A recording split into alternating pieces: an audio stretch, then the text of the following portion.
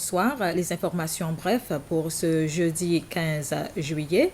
La gouverneure de la Banque centrale, Caroline Abel, a déclaré que les banques resteront désormais ouvertes jusqu'à 14h30 à partir de lundi prochain, mais les banques fermeront les samedis. La gouverneure a précisé que la Banque centrale reprendra également ses opérations normales. Elle a qualifié le taux d'inflation du pays d'alarmant et estime qu'il resterait élevé dans les mois à venir. Même si les Seychelles connaissent actuellement une situation économique difficile face à la pandémie de COVID-19, la société de télécommunications Airtel affirme qu'elle continuera à investir dans le pays. C'est ce qu'a déclaré ce matin le directeur général et chef de la direction de la Société pour l'Afrique lors d'une visite de courtoisie au président Wavel Ramkalawan à State House.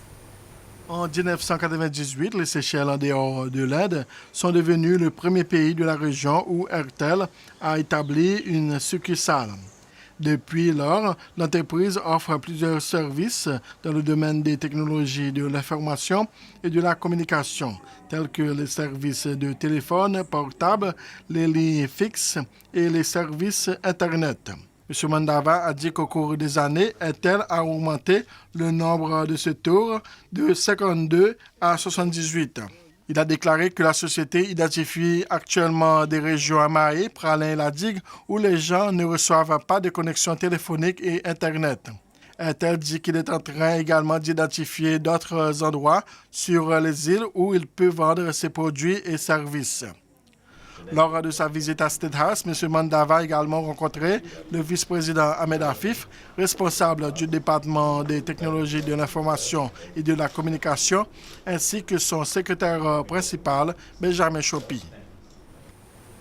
Dans son message à l'occasion des célébrations du 14 juillet hier, l'ambassadeur de France pour les Seychelles, Dominique Mas, a dit qu'il a une pensée spéciale pour les victimes de la pandémie de COVID-19 aux Seychelles et la France, ainsi qu'aux agents de santé des deux pays qui ont travaillé très dur au cours des 18 derniers mois.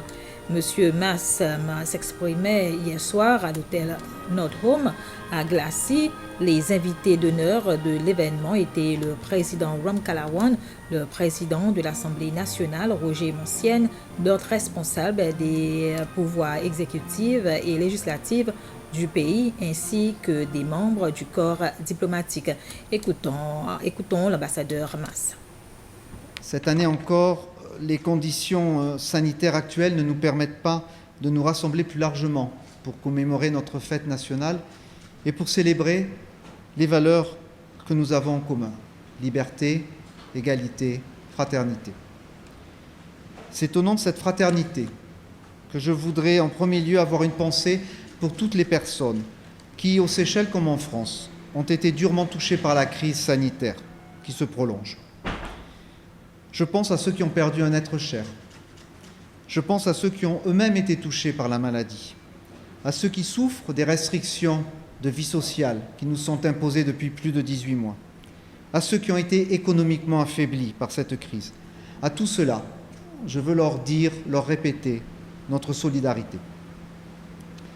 Je voudrais aussi, avec vous, rendre hommage au personnel médical des Seychelles, qui depuis plus de 18 mois s'est mobilisé pour assurer notre sécurité sanitaire et pour réaliser la vaccination massive de la population dans un temps record. Et je pense particulièrement ce soir aux quelques 900 agents de santé qui ont contracté la Covid-19 et pour certains avec des conséquences mortelles.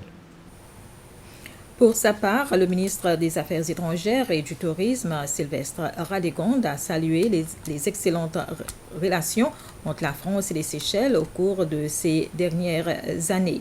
C'était les informations. Bref, merci de votre attention.